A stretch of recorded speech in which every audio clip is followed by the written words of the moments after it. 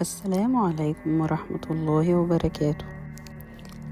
في وقت الشدة أبسط كلمة ممكن ترفع الشخص الحزين، وأبسط كلمة ممكن تهده.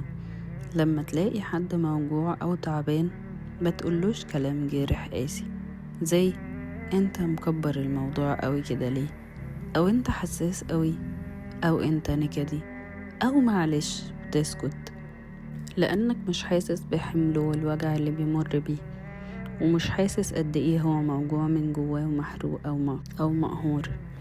كل واحد بيمر بحاجات كتير قوي صعبة، ممكن ما يكونش قادر ان هو يحكي مشاعره من جواه قد ايه، ولا ترمي عليه كلمات مؤذية زي انت بعيد عن ربنا عشان كده مكتئب، او انت شخص ايمانه ضعيف، لو قريب من ربنا ده مش هيكون حالك.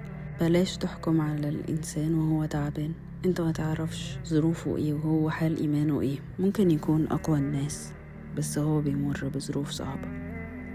استبدلها وقوله ربنا معاك وانا كمان جنبك وحاسس بيك ومتفهم قد ايه اللي بتمر بيه صعب، وان ربنا معانا وقريب منك وبيحبك. يمكن الكلام ده يكون سبب يرجعه لربنا ويكبر قلبه المكسور. قال الرسول صلى الله عليه وسلم الكلمة الطيبة صدقة، وقال الرسول صلى الله عليه وسلم كل كلمة طيبة صدقة، وعون الرجل أخاه صدقة.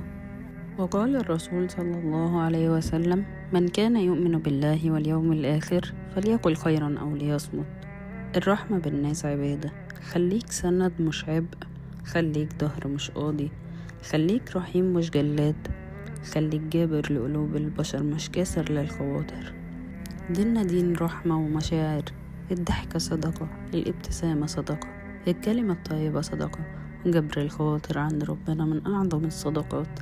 كل واحد شايل شيلة كبيرة قوي وحمل تقيل قوي على ظهره، وانت عمرك ما هتعرف قد ايه هو موجوع، وقد ايه هو بيمر بظروف صعبة، وقد ايه الوجع ده جواه.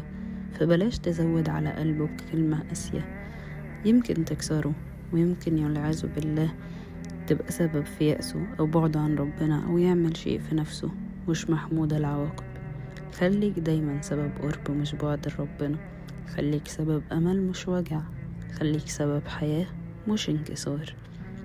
وابعت الكلام ده لكل الناس اللي تعرفهم، عشان كلنا نبتدي نتعامل مع الناس بطريقة صح وحلوة وفيها جبر خواطر. وشكرا ليك، وصلي على اللي هيشفع لك. والسلام عليكم ورحمة الله وبركاته.